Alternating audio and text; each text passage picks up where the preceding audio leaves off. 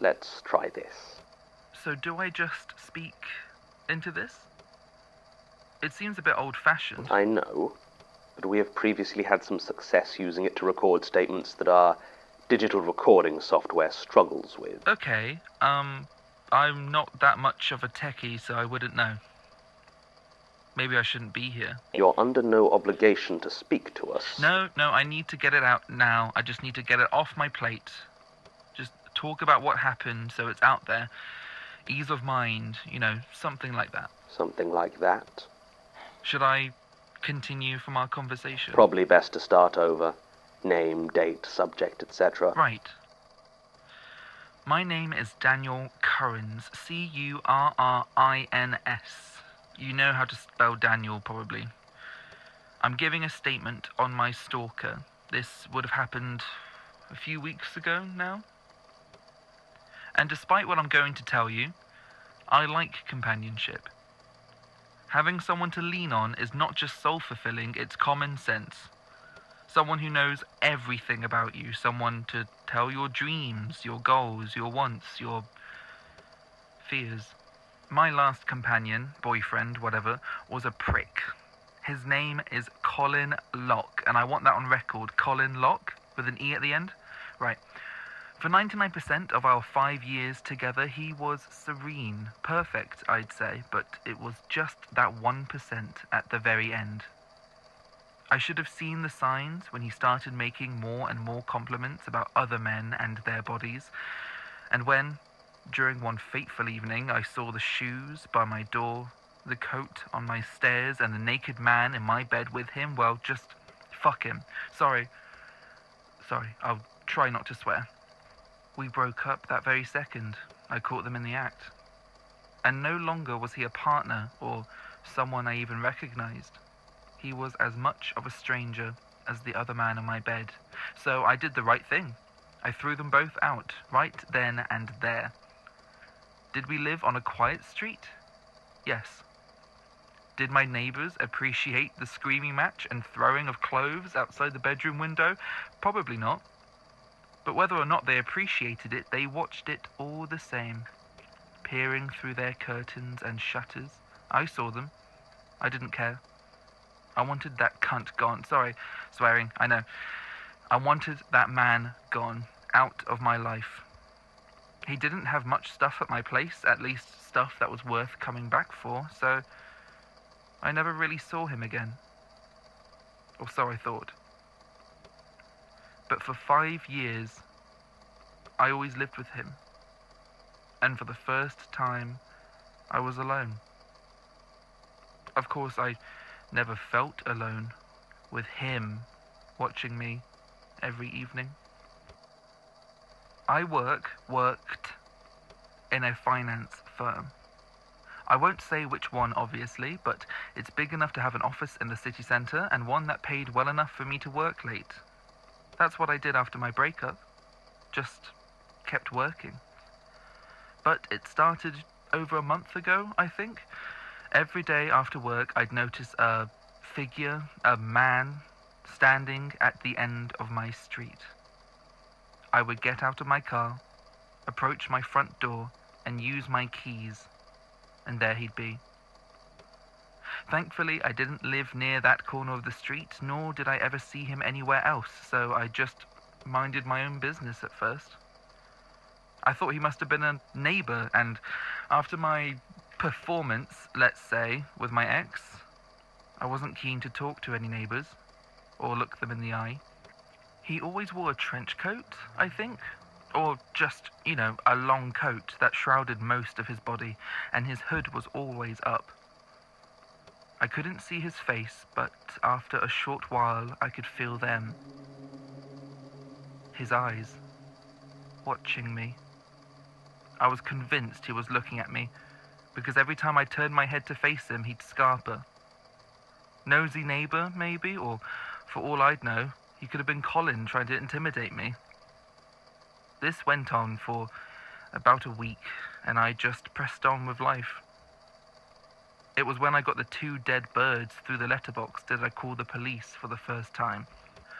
I got home from work one evening, and when I opened the door, I could feel something wedged underneath it. The door had scraped over an envelope which became bloody. I saw feathers matted with the blood that poked out from the paper, which bulged in 2 places. I only knew they were birds when the police examined it. I didn't open it. I'm not a fucking idiot. Apparently it had a letter in it, but I couldn't care less. Plus I could smell the blood and the flesh and the guts exposed in the air, so that was it for me. When questioned, I told the police what happened.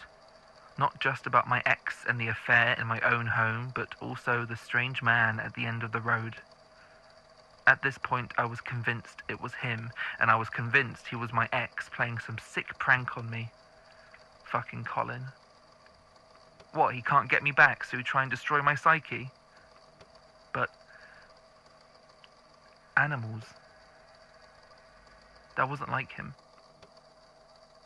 Did the police do anything? Did they fuck? They did nothing. Nothing about the dead birds, nothing about the man watching me. Actually, the only thing they did do made things a lot worse for me and my mental health or whatever. They did a checkup on Colin. They were going to ask him a few questions, routine stuff, but they didn't. And why didn't they? Well, here's something crazy. Turns out Colin had moved back to Scotland the day after we broke up, and had been living there ever since. The police even collected evidence to confirm this. Testimonies of family and friends of his new employer, CCTV to the fucking corner shop where he'd buy his tobacco. He was hundreds of miles away from me. Always had been. Now, they couldn't find the man Colin cheated on me with, but they got a name. Apparently his name was Graham Fogler. Fogler.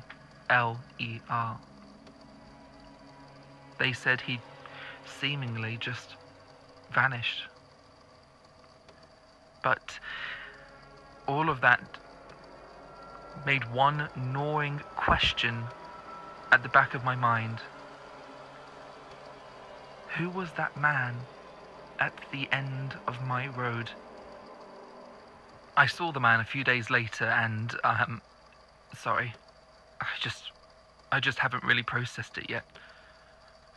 I got out of my car after a long day at work, and he stood in the same corner wearing the same coat, undoubtedly looking at me.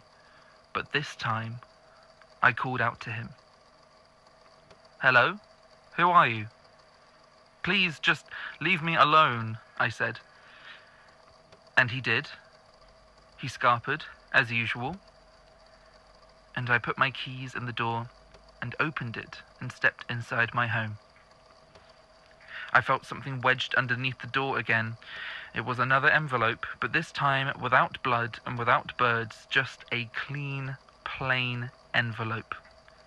It looked so ordinary, I thought it was the water bill at first. I crouched down to pick it up. The front of the envelope had no name, nor address, nor stamp. Just a word, handwritten in something red. It just said, "Hello."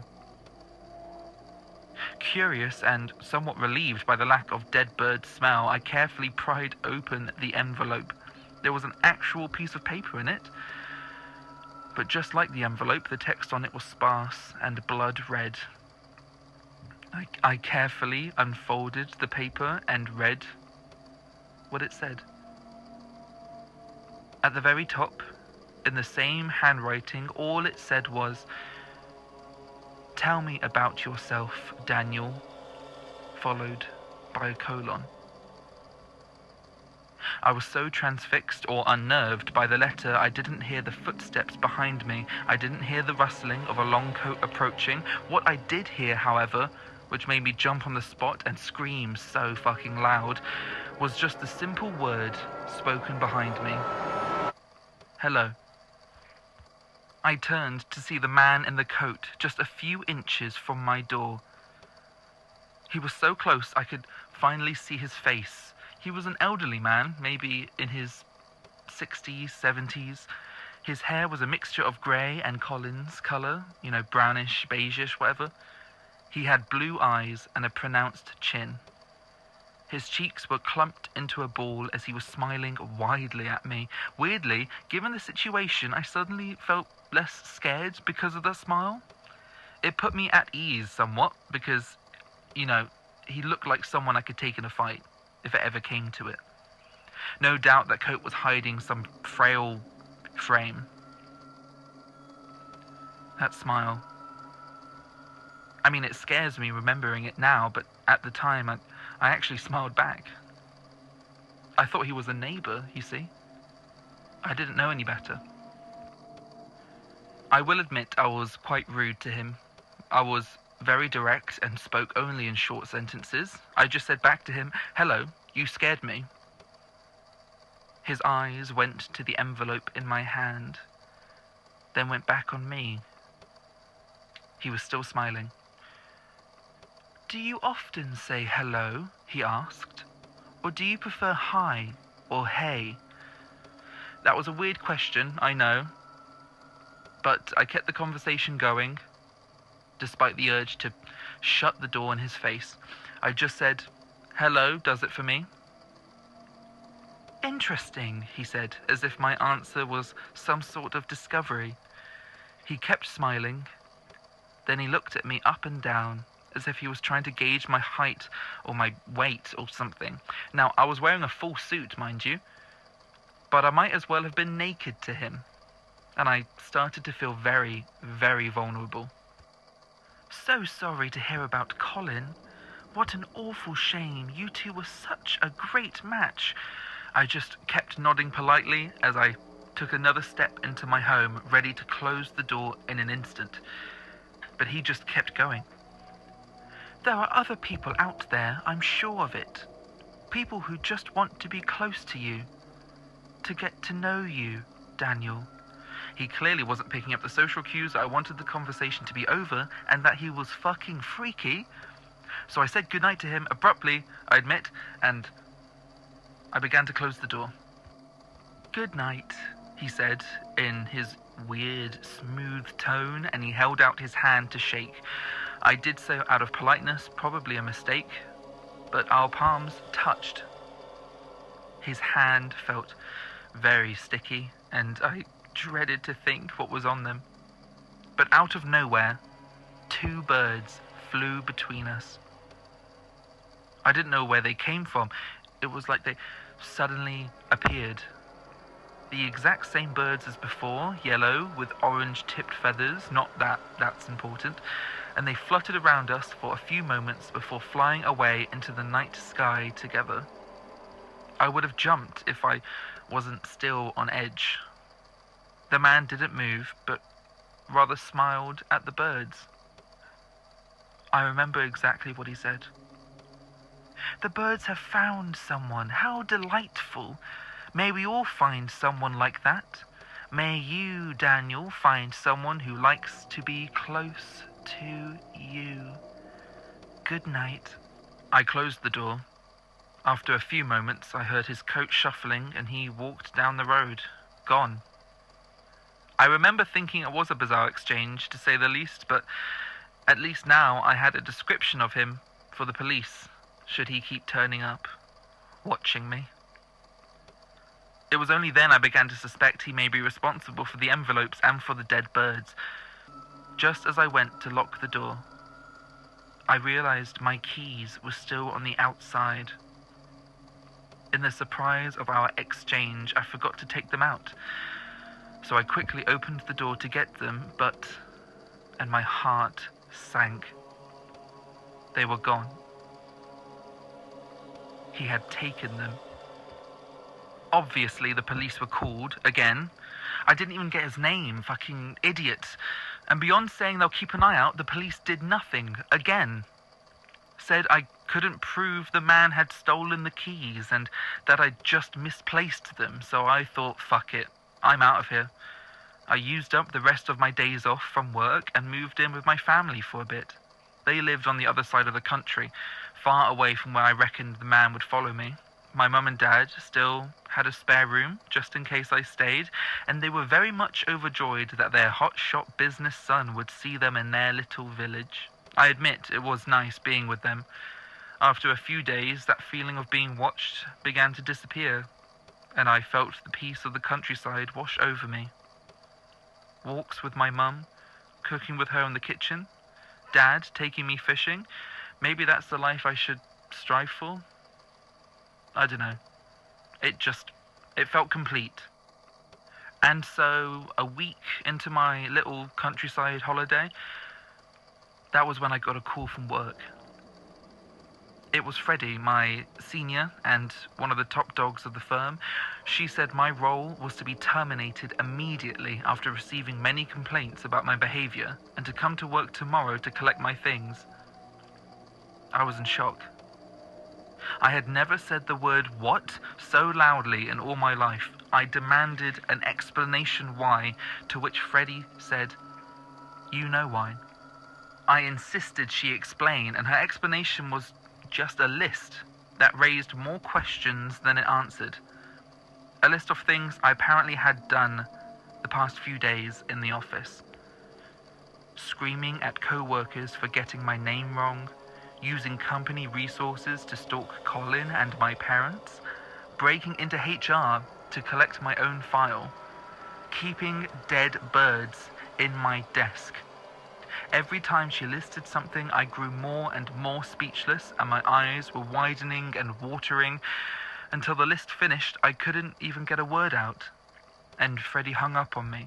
I couldn't even point out that I was currently on leave and hadn't been in the office for a whole week, that whoever was doing this wasn't me, that this must be some shitty joke, that it wasn't funny. Of course, I had to get back home and sort whatever the fuck happened out. I immediately drove back, not stopping for anything. I didn't even pack. My phone and clothes were still at my parents'. I just had to get back. It was nighttime when I eventually reached the city, and I parked my car, clutching my spare keys. I don't know what was going on, but I needed answers. My whole career up in flames in an instant for something I didn't do? No, I wasn't going to let that happen. The office was closed, annoyingly, so I just went home to crash, planning to return first thing in the morning. And then, oh God, sorry. I began to drive up my street, and I saw him again. Except he wasn't at the end of the street. Rather, he was approaching my front door. From the corner where he usually stood, I watched him in my car, taking one step closer, then another, then another. He slowly reached into his coat pocket and pulled out my keys. He used them to open my door, and he stepped foot into my home. There he was, inside my home, in my living room, only it wasn't him. It wasn't the old man. It was the same trench coat, but I don't know how to describe it, and I swear I haven't taken any drugs or haven't drunk anything. I knew what I was looking at. I know what I saw. I carefully walked up to the living room window and peered inside. I saw him enter, turn the TV on and unzip his trench coat. He hung it up on the door and delicately placed himself in the center of the room. The TV was on mute and the room was totally quiet like the street, but in the silence he started to dance. I couldn't believe it. This man, this figure dancing in my living room, he wasn't the old man. He wasn't Colin. He was me. I was watching myself dance. In the center of the living room, lit only by the glare of the TV, spinning and moving their arms somewhat randomly, was me. Same hair color, same eyes, same height, same weight, same body, same face. It was me. not a reflection, but a fucking clone. I didn't know what to do. I just stood there, frozen. And then he saw me. I saw me. I stopped dancing and turned to face me. The silent street felt even quieter. His gaze was terrifying. It was my face, but empty eyes and that wide, wide smile. Then he started singing, and I got out of there. I got in my car and drove. I don't remember where exactly, but just away from that house, away from him, me, God, his face. I can't stop thinking about it. Every time I look in the mirror, I see my face, and so I see his face. I don't think I'll ever smile again.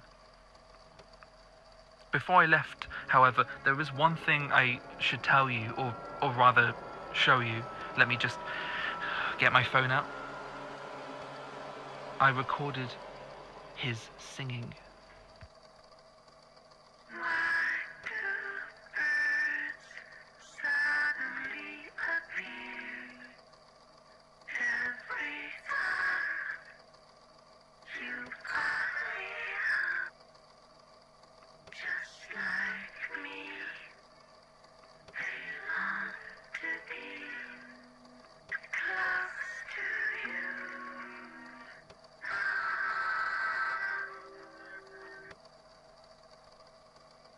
I recognized the song, but the voice that came out of him, whatever, wasn't my voice. It also wasn't the old man's voice. It sounded like a woman's, with a few others joining in. Sorry, is it alright if we take a break? I just need to, No, you know what, actually, I don't need a break. Just, can we retract this whole thing? This statement was a mistake. I just want to go home, please. Statement ends.